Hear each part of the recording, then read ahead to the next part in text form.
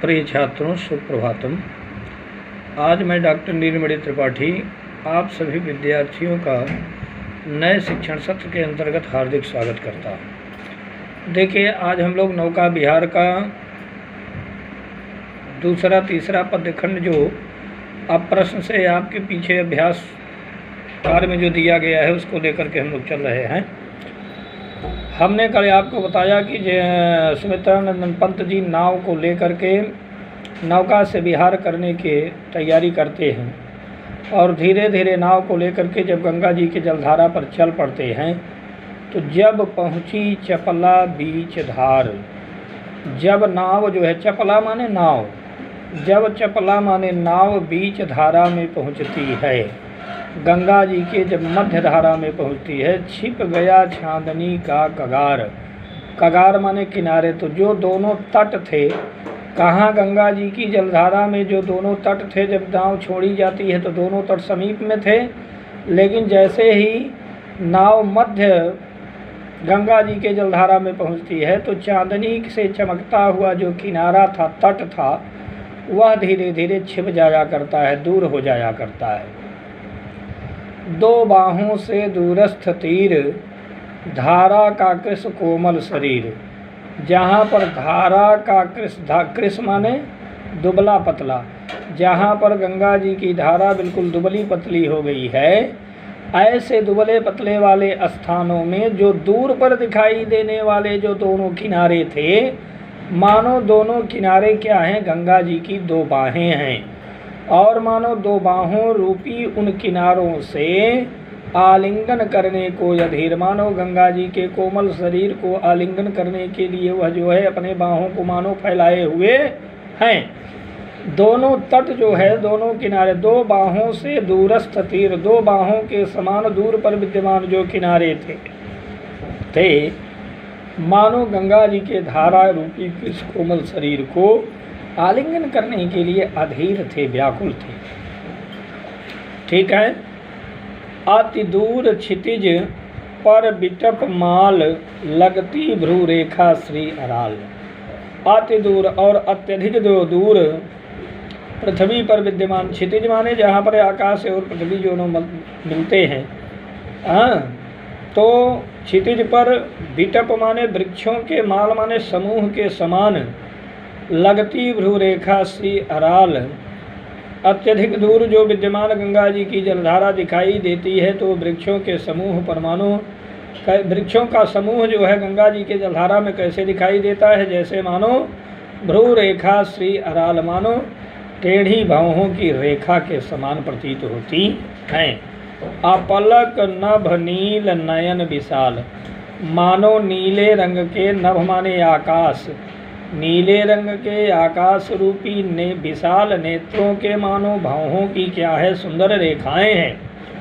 अत्यधिक दूर क्षितिज पर विद्यमान जो वृक्षों की सुंदर घनी छाया है, वह वृक्षों की सुंदर घनी छाया इस प्रकार से सुशोभित होती है जैसे मानो आकाश रूपी नीले आकाश रूपी नेत्र, विशाल नेत्रों के वह भावों की भावें। माँ के उर पर शिशु सा समीप, सोया धारा में एक द्वीप। और मानो जो है कहते हैं कि निकट ही धारा के बीच एक छोटा सा द्वीप था जो लहरों के प्रवाह को रोक कर उलट देता था। प्रतीप माने उल्टा, उर्मिल प्रवाह को कर प्रतीप, कर माने यहाँ पर है तात्पर्य धाराओं से। धारा में स्थित वह शांत द्वीप ऐसा प्रतीत हो रहा है जैसे माता के हृदय पर चिपक कर कोई नन्हा सा बालक सोया हुआ है। माँ के उर पर, माँ के हृदय पर शिशु सा समीप, सोया धारा में एक द्वीप, उर्मिल प्रवाह को कर प्रति, मानो उसके हृदय से अपने हृदय को मिलाए हुए और हाथ को उल्टा किए हुए वह मानो अपने माँ के सिर पर, माँ के सीने पर जैसे कोई छोटा बालक सोया है, उसी प्रकार से वह द्वीप गंगा जी के जलधारा में प्रतीत होता है। फिर जब आगे बढ़ते हैं सुमित्रानंद पंत जी तो वह अपने मन में सोचते हैं, वह कौन विहंग, वह कौन सा पक्षी है, क्या बिकल कोक, क्या यह कोई जो है व्याकुल चकवा पक्षी तो नहीं है। हाँ, जो उड़ता हरने निज विरह शोक, जो अपने विरह रूपी शोक को हरण करने के लिए दौड़ रहा है। छाया की कोकी को विलोक, अपनी ही छाया में मानो कोकी का अनुमान करते हुए, अपनी ही छाया में मानो कोकी का अनुमान करते हुए, कोकी को विलोक, कोकी का अनुमान करते हुए अपने शोक को दूर करने के लिए कोई दौड़ता हुआ व्याकुल यह चकवा पक्षी तो नहीं है। इस प्रकार से सुमित्रा नंदन पंत जी जो है सोचते हैं। पढ़े पुनः। जब पहुँची चपला बीच धार, छिप गया चांदनी का कगार, दो बाहों से दूरस्थ तेर धारा के कृष कोमल शरीर, आलिंगन करने को अधीर, अति दूर क्षितिज पर बिटप माल, लगती भ्रू रेखा सियराल, अपलक नभ नील नयन विशाल, माँ के उर पर शिशु सा समीप, सोया धारा में एक दीप, उर्मिल मरने उर्मिल प्रवाह को कर प्रतीप, वह कौन विहंग क्या विकल कोक, उड़ता हरने निज विरह शोक, छाया की कोकी को विलोक।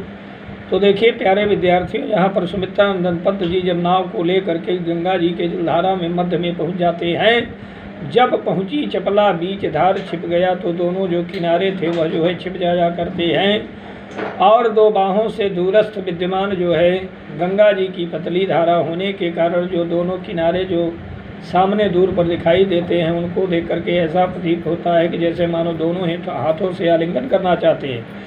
और अत्यधिक दूर जो क्षितिज पर विद्यमान जो वृक्ष हैं, वृक्षों का समूह, वृक्षों की बगिया ऐसी प्रतीत होती है जैसे आकाश रूपी नीले नेत्र की यह क्या है भावें। और गंगा जी के जलधारा में जो छोटा सा द्वीप दिखाई देता है, माँ के उर्पर शिशुसा समीप, माता के हृदय पर मानो सोया हुआ कोई एक छोटा सा बच्चा जैसे प्रतीत होता है, वैसे ही अपने हाथों को उल्टा किया हुआ वह मानो द्वीप जो है गंगा जी के जलधारा में सो रहा है। और पंत जी यहाँ पर कल्पना करते हैं कि उड़ते हुए बिहंग पक्षी को देख करके, उड़ते हुए जो है चकवा पक्षी को देख करके वह सोचते हैं कि कहीं यह जो है अपने कोकी चकवी के वियोग से दुखी होकर के अपने विरह को शांत करने के लिए अपनी ही छाया में कोकी का अनुमान करते हुए कहीं यह उड़ता हुआ कोई पक्षी तो नहीं है, कोई जो है चकवा पक्षी तो नहीं है। तो प्यारे विद्यार्थियों, इसको 2 बार 3 बार देखिए आप। इसका मैं आपको स्क्रीनशॉट भी आपके पास भेज दे रहा हूँ और आशा है कि आपको समझ में आएगा। इसको आप कायदे से पढ़ें। धन्यवाद।